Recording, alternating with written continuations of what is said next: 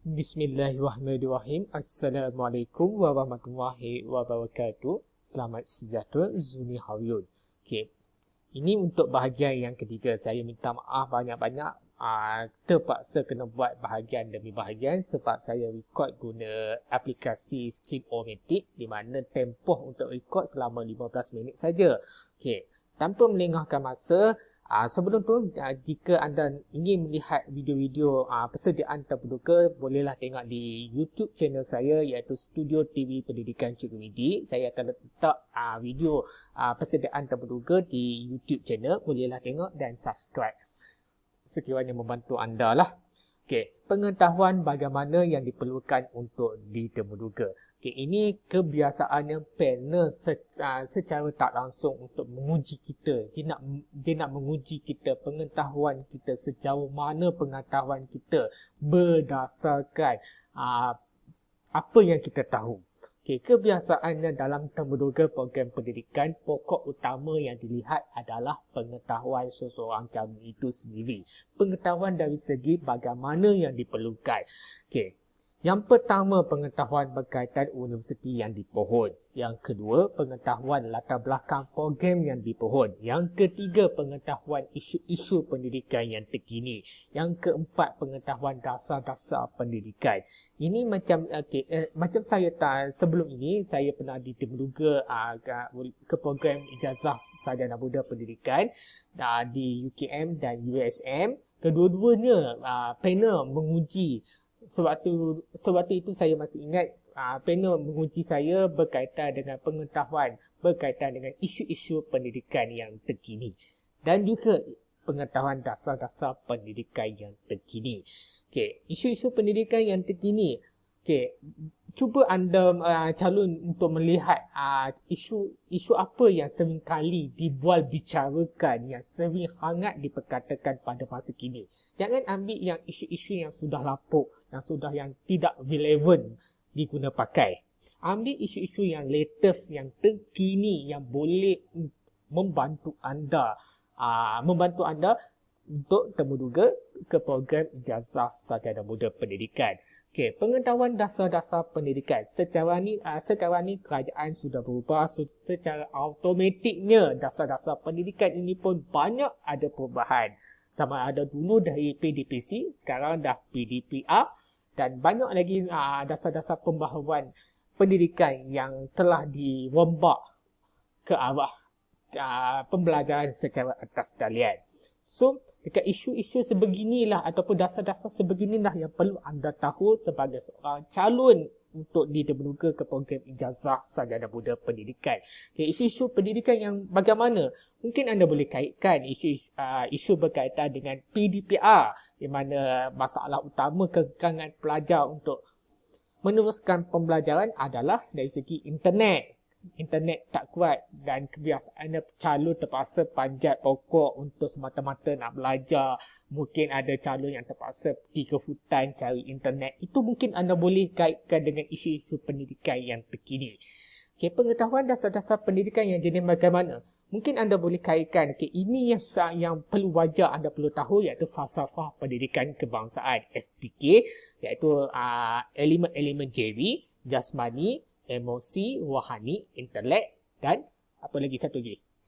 JV. Yang JV ada sekarang ni ada 5 ataupun 4 ataupun 5 macam itulah elemen dalam falsafah pendidikan kebangsaan.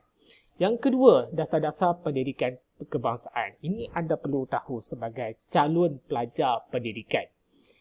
Okey, seterusnya pengetahuan mengenai latar belakang program yang dipohon. Mungkin panel ingin bertanya kepada anda, kenapa anda mohon program ijazah sarjana muda pendidikan bahasa Melayu? Kenapa bahasa Melayu? Kenapa bukan pilihan yang kedua iaitu pendidikan sejarah ataupun pendidikan sains sukan, pendidikan jasmani, pendidikan apa lagi? Pendidikan moral, pendidikan khas.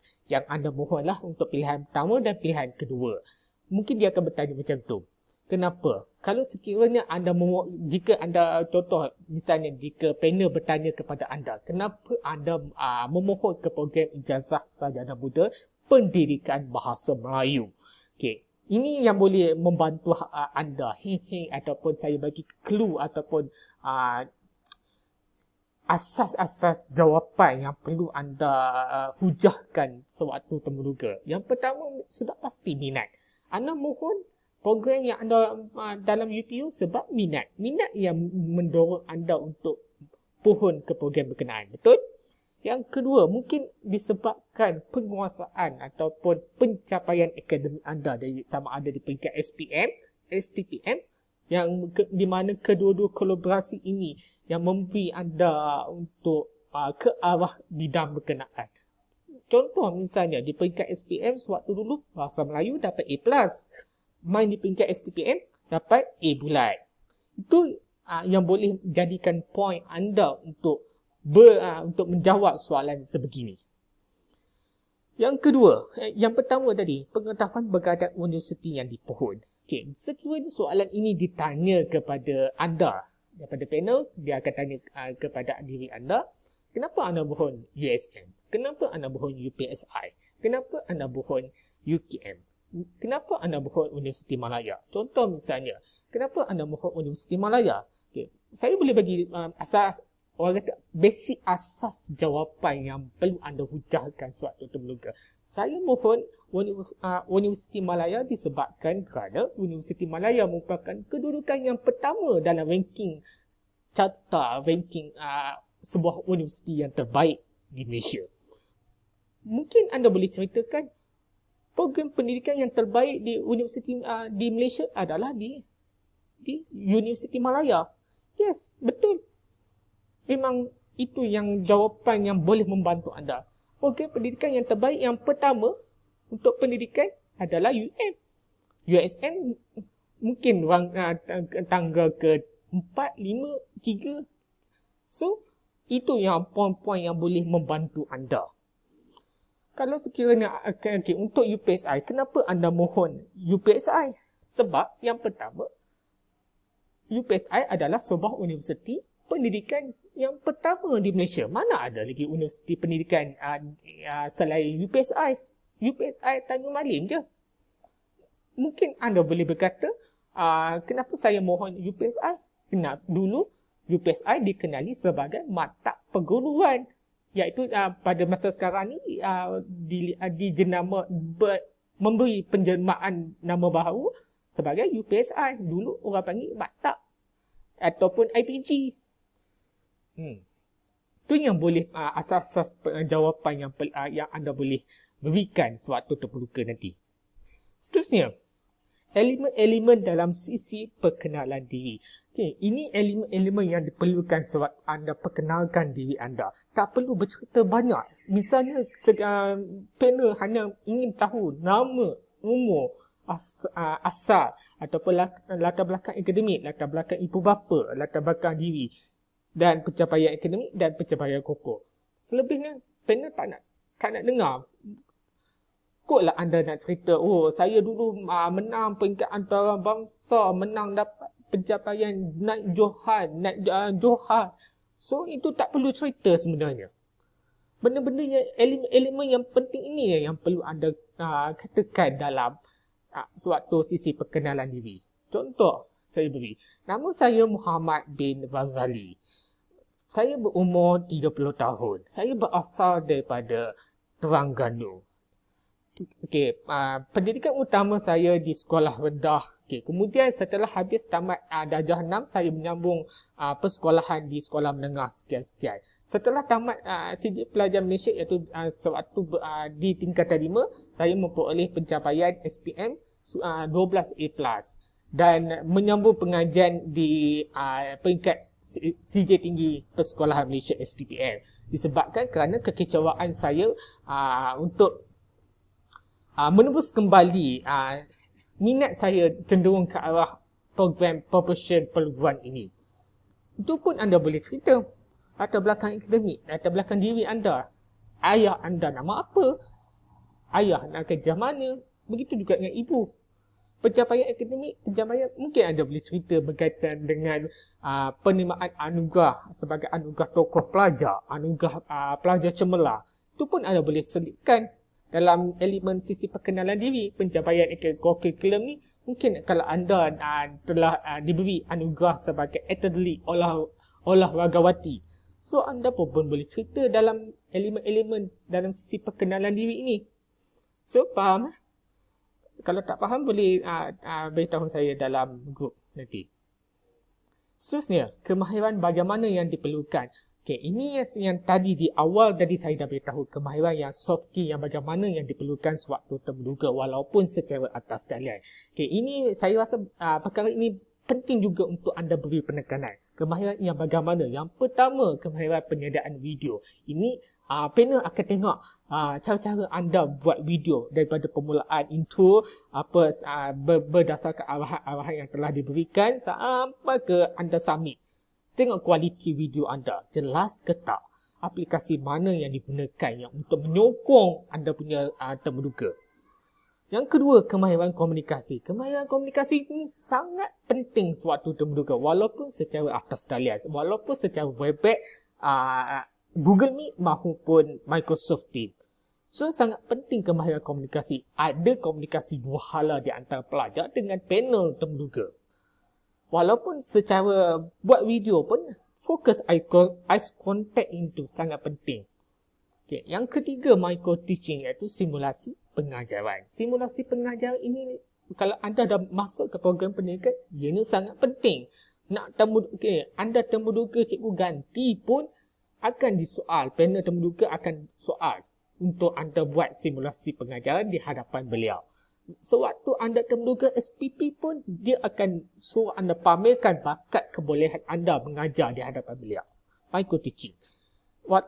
Sewaktu terduga pendidikan nak masuk ke universiti awam pun, panel terduga pun akan suruh anda pamerkan bakat untuk mengajar di hadapan beliau. Sekiranya walaupun dalam video pun anda kena tunjukkan bagaimana cara anda nak mengajar. Tu nanti saya akan beritahu ke seterusnya.